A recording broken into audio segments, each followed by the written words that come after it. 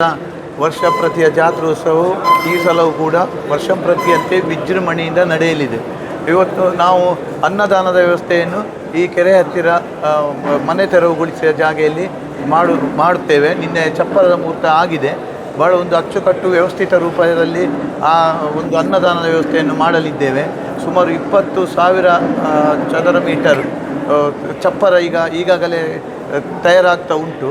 ಹಾಗೆ ಅಲ್ಲಿ ಕೆಳಗೆ ಮೊದಲು ಚಪ್ಪರೆಲ್ಲ ಇತ್ತು, ಈಗ ಈ ಸಲ ಇಲ್ಲ. ಈ ಸಲ ಹೆಚ್ಚಿನ ಕಡೆ ಅಲ್ಲಿ ಗದ್ದೆಯಲ್ಲಿ ಯಾವುದೇ ಸಾಂಸ್ಕೃತಿಕ ಕಾರ್ಯಕ್ರಮ ಆಗಲಿ ಇನ್ನಿತರ ಊಟದ ವ್ಯವಸ್ಥೆ ಯಾವುದೂ ಮಾಡಲಿಕ್ಕೆ ಬಿಡುವುದಿಲ್ಲ. ಅಂದರೆ ಅಷ್ಟು ಜನ ಈ ಸಲ ಸೇರುವ ಅಂದಾಜುಂಟು. ನಮಗೆ ಶಿವರಾತ್ರಿ ದಿವಸವೇ ಕಳೆದದಿಂದ ಸರಿ ಡಬ್ಬಲ್ ಜನ ಸಾಗಿದೆ. 6,000 ಜನ ಈ ಸಲ ನಮ್ಮ ದೇವಸ್ಥಾನದಲ್ಲಿ ಬಂದಿರ್ತಾರೆ, ಭಕ್ತರು ಬಂದಿರ್ತಾರೆ. ಹಾಗೆ ಈ ಸಲ ಜಾತ್ರೋತ್ಸವದಲ್ಲಿಯೂ ಹಾಗೆ ಹೆಚ್ಚಿನ ಜನಸಂಖ್ಯೆ ಸೇರುವ ನಿರೀಕ್ಷೆ ಇದೆ. ಅಂದರೆ ಒಂದು ಶಾಸಕರ ಒಂದು ವ್ಯವಸ್ಥೆಯ ರೂಪದಲ್ಲಿ, ಅವರೊಂದು ಮಾರ್ಗದರ್ಶನದಲ್ಲಿ ಭಾಳ ಒಂದು ಅಚ್ಚುಕಟ್ಟಾಗಿ ವ್ಯವಸ್ಥಿತ ರೂಪದಲ್ಲಿ ಈಗ ದೇವಸ್ಥಾನವು ಈಗ ಎಲ್ಲ ರೀತಿಯಲ್ಲಿ ಅಭಿವೃದ್ಧಿ ಕೆಲಸ ಆಗಲಿ, ಅನ್ನದಾನ ಆಗಲಿ, ಒಳಗೆ ಪ್ರಸಾದ ಕೊಡುವ ವಿಷಯದಲ್ಲೇ ಆಗಲಿ ಎಲ್ಲ ವ್ಯವಸ್ಥೆಯು ಕೂಡ ಬಹಳ ಅಚ್ಚುಕಟ್ಟಿದ್ದು ಒಂದು ವ್ಯವಸ್ಥಿತ ರೂಪದಲ್ಲಿ ನಡೀತಿದೆ. ಇದು ಭಕ್ತರ ಪ್ರೀತಿ ವಿಶ್ವಾಸಕ್ಕೆ ಇವತ್ತು ಪಾತ್ರರಾಗಿದ್ದಾರೆ. ಭಕ್ತರು ಹೆಚ್ಚಿನ ರೀತಿಯಲ್ಲಿ ಇಲ್ಲೀಗ ಸಹಕಾರ ನೀಡ್ತಾರೆ. ನೋಡಿ, ಆಚೆ ವರ್ಷ 48 ಬ್ರಹ್ಮರಥ ಸೇವೆ ಇತ್ತು. ಮತ್ತು ಕಳೆದ ಸಲ ನಮಗೆ ಶಾಸಕರೊಂದು ಟೀಮು ಮಾಡಿ ಅದಕ್ಕೆ ವ್ಯವಸ್ಥೆ ಮಾಡಿದ್ದಾರೆ. ಆಗ 68 ಬ್ರಹ್ಮರಥ ಸೇವೆ ಇತ್ತು. ಈ ಸಲ ಈಗಾಗಲೇ 105 ಜನ ಹೆಸರು ನೋಂದಾಯಿಸಿದ್ದಾರೆ. ಇದು 150ರಿಂದ ಹೆಚ್ಚು ಜನ 200ಕ್ಕೆ ಹತ್ತಿರ ಸೇವೆ ಮಾಡ್ತಾರೆ ಅಂತ ಹೇಳುವ ನಂಬಿಕೆ ನನಗುಂಟು. ವ್ಯವಸ್ಥೆಗಳು ಆದಾಗೆ ಭಕ್ತರು ಸೇರುವ ಸಂಖ್ಯೆ ಜಾಸ್ತಿ, ಆದರೆ ಭಕ್ತರುಗಳೆಲ್ಲರೂ ಕೂಡ ಸ್ಪಂದಿಸ್ತಾರೆ. ಉದಾಹರಣೆಗೆ ನಮ್ಮ ಅಭಿಷೇಕ ಈ ಕಳೆದ ಸಲ ಡಬ್ಬಲ್ ಉಂಟು ಈ ಸಲ ಶಿವರಾತ್ರಿಯಲ್ಲಿ. ಹಾಗೆ ಹೆಚ್ಚಿನ ದೇಣಿಗೆಯನ್ನೆಲ್ಲ ಹೆಚ್ಚು ಅವರವರೇ ಬಂದು ಕೊಡ್ತಾರೆ. ಈಗ ಮೊನ್ನೆ ಆಮಂತ್ರಣ ಕೊಡುವ ವಿಷಯದಲ್ಲಿ ಬಿಸಿಲು ಕೂಡ ಜಾಸ್ತಿ ಇತ್ತು.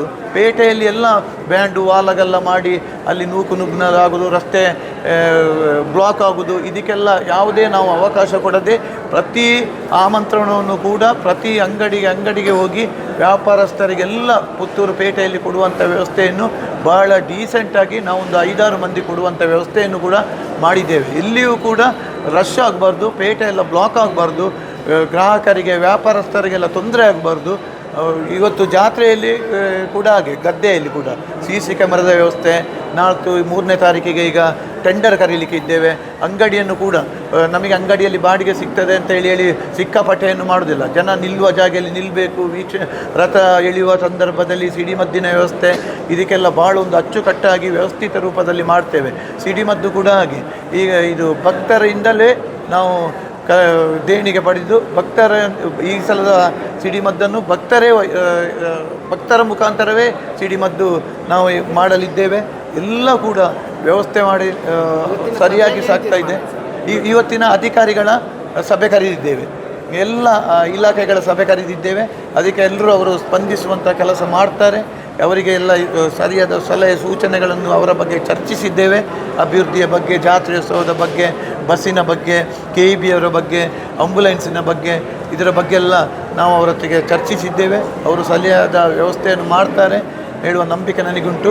ಅದರಲ್ಲಿಯೂ ಭಕ್ತರು ಎಲ್ಲ ರೀತಿಯಲ್ಲಿಯೂ ಸಹಕಾರ ನೀಡ್ತಾರೆ ಅಂತ ಹೇಳುವ ನಂಬಿಕೆ ನನಗುಂಟು. ಈ ಸ್ವಚ್ಛತೆಯ ಬಗ್ಗೆ ನಾವು ದೇವಸ್ಥಾನದ ವತಿಯಿಂದ ಕೂಡ ನಾವು ಸ್ವಚ್ಛತೆಯ ಬಗ್ಗೆ ಪ್ರತಿ ಅಂಗಡಿಯಿಂದಲೂ ಅವರ ಟೆಂಡರ್ ಕೊಡುವಾಗ ಅವರ ಕೈಯಿಂದ ಒಂದು 100 ರೂಪಾಯಿ ತಗೊಂಡು ಅವರ ಕಸಗಳನ್ನೆಲ್ಲ ಸಾಗಿಸುವಂಥ ವ್ಯವಸ್ಥೆಯನ್ನು ಮಾಡ್ತೇವೆ. ಪುರಸಭೆಯವರು ಕೂಡ ನಮ್ಮೊಂದಿಗೆ ಸಹಕರಿಸ್ತಾರೆ. ಅದಲ್ಲದೆ ಎಲ್ಲ ರೀತಿಯಲ್ಲಿಯೂ ಭಕ್ತರು ಈ ಸಲ ಒಳ್ಳೆಯ ಉತ್ಸಾಹದಲ್ಲಿದ್ದಾರೆ. ಅದಂದರೆ ನನಗೆ ಸೇರುವಗಳು ಗೊತ್ತಾಗ್ತದೆ, ದೇಣಿಗೆ ಬರುವಗಳು ಗೊತ್ತಾಗ್ತದೆ, ಸೇವೆಗಳನ್ನು ಮಾಡುವಗಳು ಗೊತ್ತಾಗ್ತದೆ. ಆದ್ದರಿಂದ ಈ ಸಲ ಎಲ್ಲರ ಸಹಕಾರದಿಂದ ಮಹಾಲಿಂಗೇಶ್ವರ ದೇವರ ಜಾತ್ರೋತ್ಸವವು ವಿಜೃಂಭಣೆಯಿಂದ, ಸಡಗರದಿಂದ, ಸಂಭ್ರಮದಿಂದ ನೆರವೇರಲಿದೆ. ಹಾಗೆ ನೋಡಿ, ವಿಟ್ಲದಲ್ಲಿ ರಥಕ್ಕೆ ಒಮ್ಮೆ ಡ್ರೋನ್ ಬಂದು ತಾಗಿದೆ ಅಂತೆ. ಮತ್ತು ಇಲ್ಲಿ ನಮ್ಮ ಕೊಡಿ ಏರುವಾಗ ಕೂಡ ಡ್ರೋನ್ನ ವ್ಯವಸ್ಥೆಯನ್ನು ಒಂದು 10 ನಿಮಿಷ ಕೊಡಿ ಏರುವಾಗ ಅದನ್ನು ಡ್ರೋನ್ನ ವ್ಯವಸ್ಥೆಯನ್ನು ಮಾಡುವುದಿಲ್ಲ. ಯಾಕಂತ ಹೇಳಿದರೆ ಅದು ಗರುಡಲ್ಲ, ಪ್ರತಿ ಇಲ್ಲಿ ಗರುಡ ಬರುವುದು ಸಂಪ್ರದಾಯ ಆದ ಕಾರಣ ಅದಕ್ಕೆ ಪ್ರಾಬ್ಲಮ್ ಆಗ್ತದೆ. ರಥ ಕೂಡ ಎಳೆಯುವಾಗ ಆಗಿ ಪ್ರಾಬ್ಲಮ್ ಬರ್ತದೆ. ಆದ ಕಾರಣ ಡ್ರೋನ್ ವ್ಯವಸ್ಥೆಯನ್ನು ಕೂಡ ನಾವು ನಿಷೇಧಿಸಿದ್ದೇವೆ. ಯಾರು ಕೂಡ ಬೇಸರ ಮಾಡಬೇಡ, ಇದು ನಮ್ಮ ವ್ಯವಸ್ಥೆಗೆ ಬೇಕಾಗಿ ನಾನು ಈ ಕ್ರಮವನ್ನು ಕೈಗೊಂಡಿದ್ದೇವೆ. ದಯಮಾಡಿ ಎಲ್ಲರೂ ಸಹಕರಿಸಬೇಕು. ಭಕ್ತರುಗಳೆಲ್ಲರೂ ಹೆಚ್ಚಿನ ಸಂಖ್ಯೆಯಲ್ಲಿ ಸೇರಿ ಈ ಒಂದು ಜಾತ್ರೋತ್ಸವವನ್ನು